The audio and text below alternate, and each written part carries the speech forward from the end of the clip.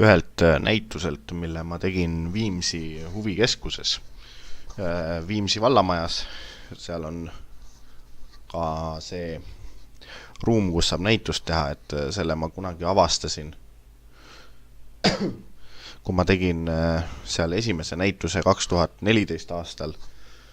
Ja siis mind on aeg-ajalt ka kutsutud tagasi, et ma olen seal ka mitu korda teinud hiljem, mingi paar aastat hiljem ka näituse ja siis näituse.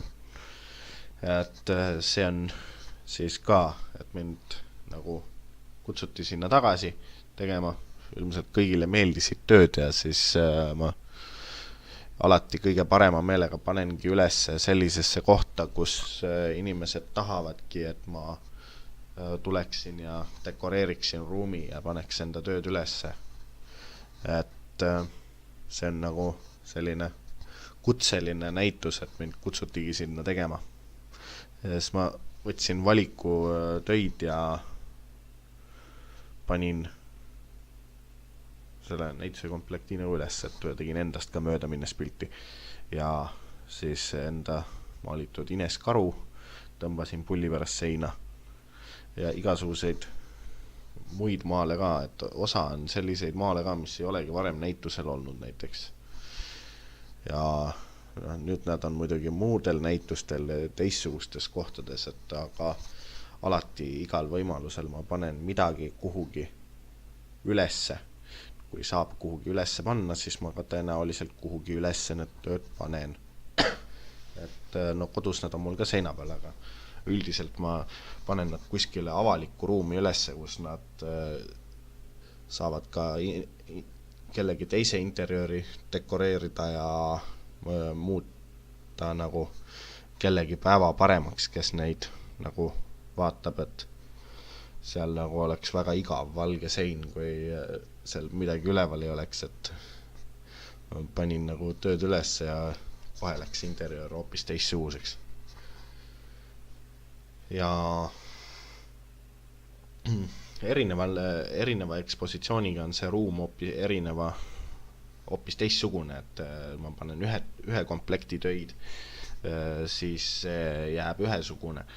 Ja mingi teistsuguse komplekti siis lahendus jääb hoopis teistsugune, et täiesti sõltub, et kui ma vaatan nagu ühes ja samas ruumis, panen läbi aja mitu erinevat näitust, siis need näevad ikkagi päris erinevad välja, et kutsud küll sama kunstniku tagasi, aga lahendus jääb teistsugune.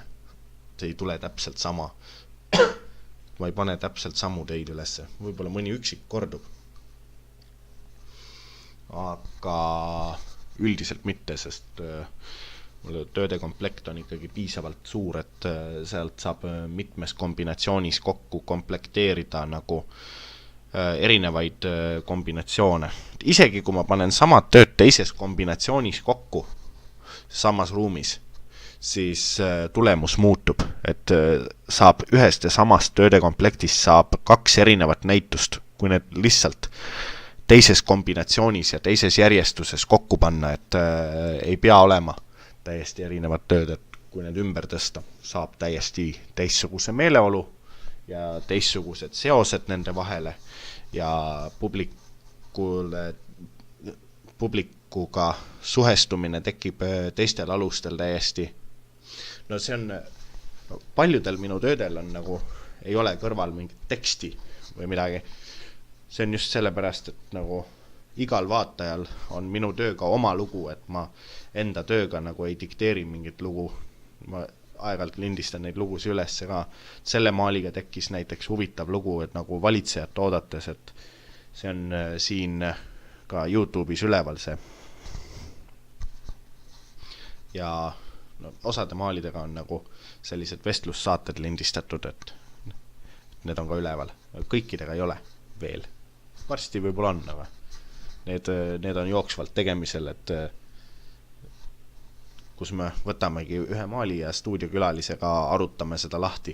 Et ükski teine külaline ei ole ise kunstnik, et vaid on täiesti tavaline inimene, et selle järgi teemegi nagu, et tema külalise arusaamise kohaselt teemegi saate nagu külalise arusaamise järgi, nii nagu tema aru saab nagu, et sest tähtis on ikkagi see, mida publik aru saab ja kuidas publik näeb ja igal publiku seast inimesel on omad lood ja omad tunded ja omad mõtted iga maaliga, mille ma tegin, et mis üldse ei lähegi kokku selle looga, mille ma algselt nagu lõin ja et mis ka ei olegi tähtis, sest publik vaatab oma lugu.